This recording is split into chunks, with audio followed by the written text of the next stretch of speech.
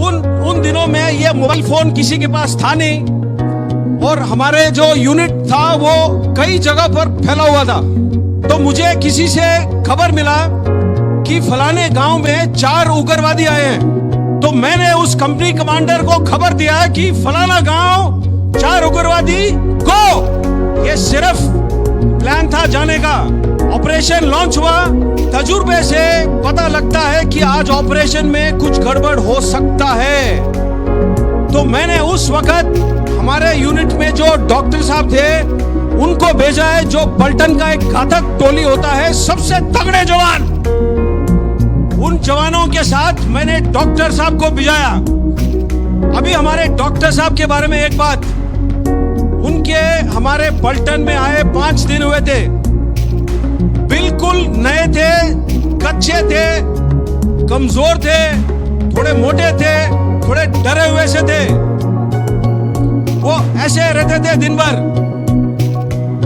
क्योंकि डर था उनको। डर इसलिए था क्योंकि उनके साथ जो 6 जवान गए थे वो सब सिर्फ हिंदी बोलते थे। डॉक्टर साहब मेरी तरह मद्रासी थे, वो या तो सिर्फ कन्नड़ बोलते थे या तो इंग्लिश। हमारे जवान सिर्फ हिंदी बोलते थे। तो डॉक्टर साहब को डर था। दूसरा, जो मेरा मौजूदा पोजीशन था, वहां से जिस गांव में उग्रवादी थे 6 घंटे का पैदल का रास्ता था। हमें पहाड़ी के नीचे उतरना था, दूसरा पहाड़ी चढ़ना था, पहाड़ी फिर उतरना था, एक छोटा नदी पार करना था और फिर आधे रिज के ऊपर गांव का फैलाव था। 6 घंटे लगते थे। तकरीबन 4:30 बजे मुझे खबर लगा और वो खबर किसी भी लीडर को इससे ज्यादा दुख वाला खबर हो ही नहीं सकता है। खबर मुझे ये लगा कि साहब बंदे को गोली लग गई है। क्यों खराब लगता है? जो लीडर लायक है, जब उसके टीम में या उसके टोली में किसी को चोट लगता है या कोई घायल होता है, तो मेरे परिभाषा में वो लीडरशिप का फेलियर है। मुझे ये रैंक क्यों प्राप्त है? मुझे ये ओहदा क्यों प्राप्त है? आपको क्लास का मॉनिटर क्यों बनाया गया है? ताकि आप क्लास को, आप स्कूल को, पाठशाला का देखभाल कर सके। अगर मेरे नेतृत्व के दौरान और मेरे नेतृत्व में कोई शहीद या घायल होता है तो हो सकता है वो मेरी लापरवाही हो, और वो लापरवाही फेलियर है। तो मुझे खबर लगा कि साहब बंदे को गोली लग गई है।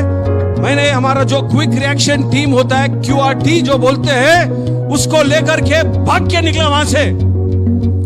9:30 बजे डॉक्टर साहब का हमारा जो रेडियो सेट होता है उसके ऊपर एक छोटा सा मैसेज आया कि साहब अंधेरा है, मुझे डर लग रहा है। अब आप लोग बोलोगे डर किस बात का लगता है? डर अंधेरे का लगता है। डर इस बात का लगता है कि आप जा रहे हो ऐसे इलाके में जहां पर बाकी जवानों को आप जानते नहीं हो।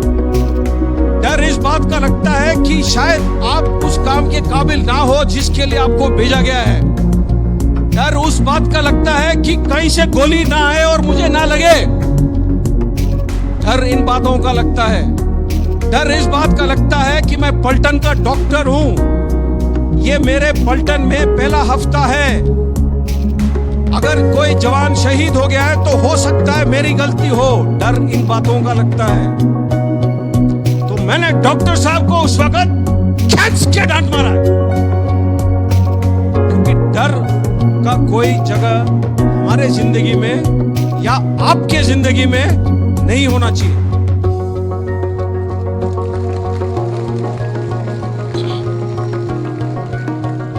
मैंने बोला मेरे को दोबारा कोई मैसेज नहीं चाहिए आपसे। तकरीबन 11:30 बजे डॉक्टर साहब का फिर मैसेज आया।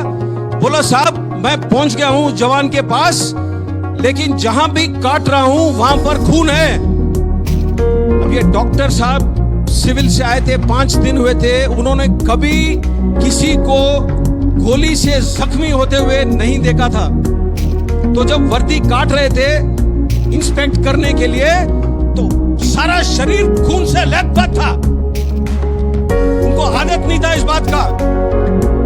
तो उन्होंने बोला साहब पूरा खून है, मुझे डर लग रहा है। तो मैंने उस टाइम खींच के मारा डांट और बोला डॉक्टर साहब आपका काम सिर्फ और सिर्फ हमें जिंदा रखना है, बस। ये जवान मर नहीं सकता है, इतना मैंने बोला है। और 5 मिनट के अंदर मैं भी डॉक्टर साहब के पास पहुंच गया। जैसे मैं डॉक्टर साहब के पास पहुंचा है, ट्रिट करके आवाज आया, AK-47 का फायरिंग का आवाज ऐसे ही होता है। आपको मालूम होना चाहिए कि मुझे 5 बार गोली लग चुका है। मैं अभी भी खड़ा हूं आपके सामने, स्टेज से कूद के भी आ सकता हूं, आपके साथ पीटी भी कर सकता हूं।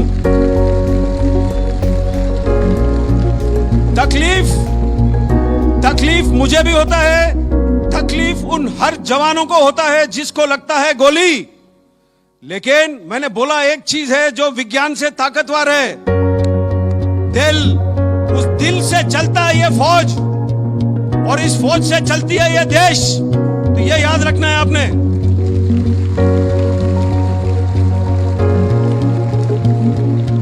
तो हम लोग उस गांव में 5 दिन रहे थे, कुल 5 दिन, क्योंकि गांव में जहां उग्रवादी छुपना चाहता है कई जगह खोज सकता है जहां छुप सकता है।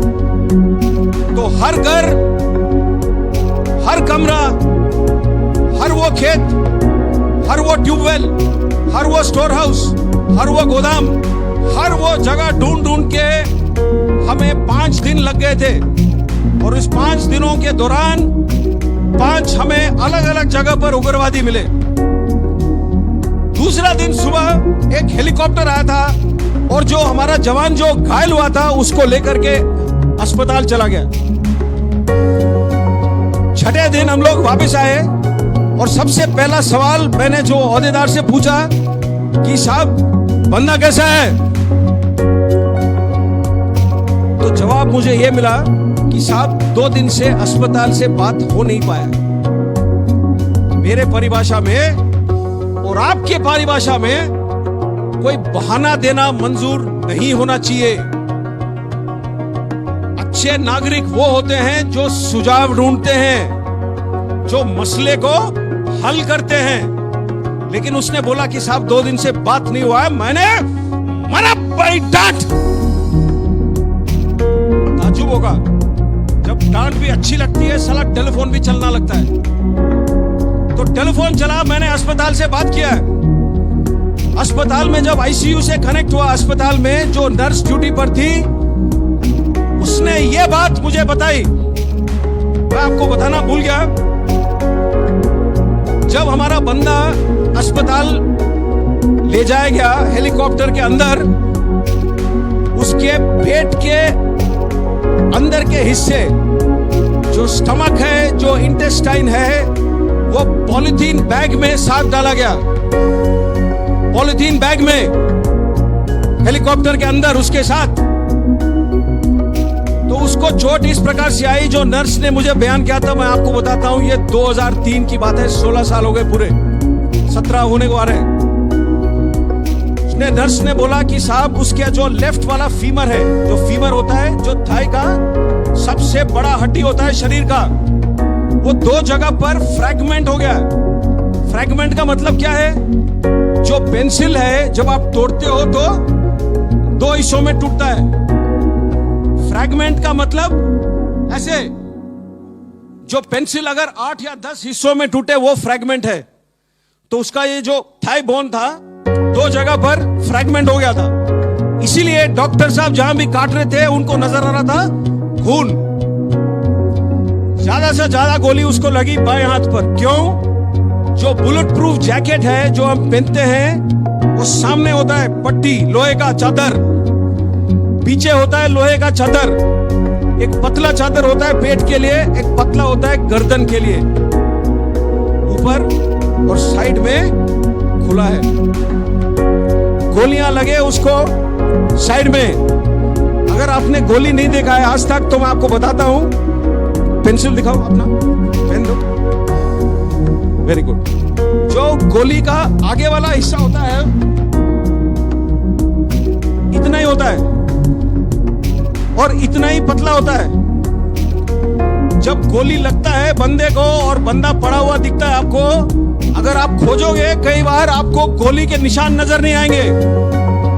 लेकिन प्रॉब्लम क्या है, जब गोली 2 या 3 लगते हैं एक साथ, शरीर से सीधी लाइन में नहीं गुजरते हैं।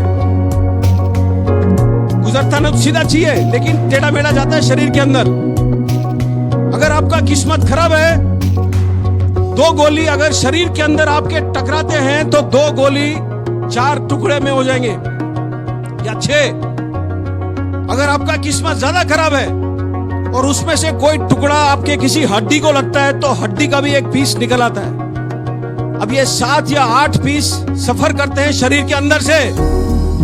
तो जो 3 छोटे छेद यहां पर होते हैं, जब यहां से निकलता है तो बड़े बॉल के छेद में निकलता है। इसीलिए उसके पेट के अंदर के हिस्से को हमने पॉलिथीन में पैक करके भेजा हेलीकॉप्टर में। सबसे ज्यादा चोट उसको ऊपर आया छाती में। जब पैर में गोली लगा होगा तो वो गिरा है। अब पहाड़ी में 20 मीटर 25 मीटर कितना नीचे गिरा है वो तो कोई नहीं जानता है, लेकिन जब गिरा है तो उसका छाती किसी बड़े पत्थर के नुकीली चोट पर पड़ा है और यहां उसे चोट आई। तो जो लोहे का प्लेट है वो दबाता है जो फेफड़े, जो रिब्स है। तो उसके 5 रिब्स टूटे हुए थे और 5 रिब जब टूटते हैं तो अंदर की तरफ टूटते हैं। तो उसका जो बाएं वाला फेफड़ा था उसमें 5 जगह पर छेद हो गया और जो लंग था लेफ्ट साइड वाला उसमें बॉडी फ्लूइड और ब्लड पूरा भर गया था। ये उसके चोट थे। जब नर्स ने ये मुझे बयान किया तो मैंने नर्स से सीधा सवाल पूछा, क्या बंदा बचेगा? और जैसे डॉक्टर साहब लोग आमतौर पर होते हैं, ये नर्स ने बोला, सर मैं नहीं जानती हूं। तो हम लोग जो वर्दी पहनते हैं थोड़े, मैं बोला ना, दिल से करते हैं हम काम, दिल से। तो मैंने अपने सोच में मुझे ये लगा कि अगर मैं उससे बात कर सकता हूं 1 सेकेंड, तो हमारे जो 1000 जवान हैं उनका जो मन का शक्ति है, जो दिल का शक्ति है, वो मैं उस तक भेजूं टेलीफोन के थ्रू। मैंने नर्स को पूछा, क्या मैं बात कर सकता हूं उससे? तो उसने बोला कि साहब 6 दिन हुए इसने आज तक बात नहीं कही है। इसकी आंखें खुले तो है, लेकिन ये क्या सुन सकता है, क्या महसूस कर सकता है, क्या बोल सकता है, मैं नहीं जानती हूं। मैंने फिर भी बोला कि आप फोन का जो हैंडसेट है उसके पास रख सकते हो? तो उसने बोला हाँ। तो उसने फोन उसके हैंडसेट उसके कान के पास रखा। मैंने उस टाइम उससे पूछा था, निम्बराम उसका नाम है, वो सीकर डिस्ट्रिक्ट राजस्थान का है। मैं बोला, निम्बराम क्या हाल है तेरे? 15 या 20 सेकेंड गुजरे, कोई जवाब नहीं है। मैंने सोचा शायद खत्म हो रहा है, शायद वो सुना ही नहीं मेरी बात, शायद वो बोल नहीं पा रहे। मैं फोन रखने वाला ही था अपनी तरफ से, क्यों उस टाइम तक मेरा दिल पूरा ही टूट चुका था। फोन मैं रखने वाला ही था, एक बिल्कुल पतली सी आवाज में जवाब आया। इतना चोट खाने के बाद बिस्तरे पे पड़ा हुआ है जवान, पतला सा आवाज में बोलता है मेरे से कि साहब पेट में थोड़ी सी तकलीफ है।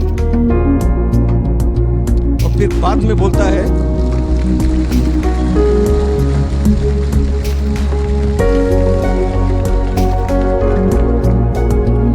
बाद में बोलता है, साहब मैं तो ठीक हूं, अपने पलटन के बाकी बंदे कैसे हैं?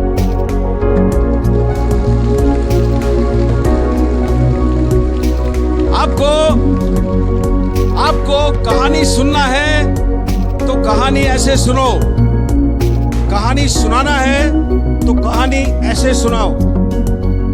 जो जवान खुद मृत्यु के दरवाजे पर खड़ा है, वो मृत्यु के आंखों में आंख डाल करके खड़ा है उस वक्त, और वो सिर्फ सोच रहा है अपने टोली में बाकी बंदों के बारे में। ये होता है सेल्फलेसनेस, ये होता है किसी और को त्याग करने का काबिलियत। अगर आज के तारीख पे तिरंगा लहराता है गर्व से हवा में, ऐसे लोगों के वजह से लहराता है। यही वो सांस है जिससे ये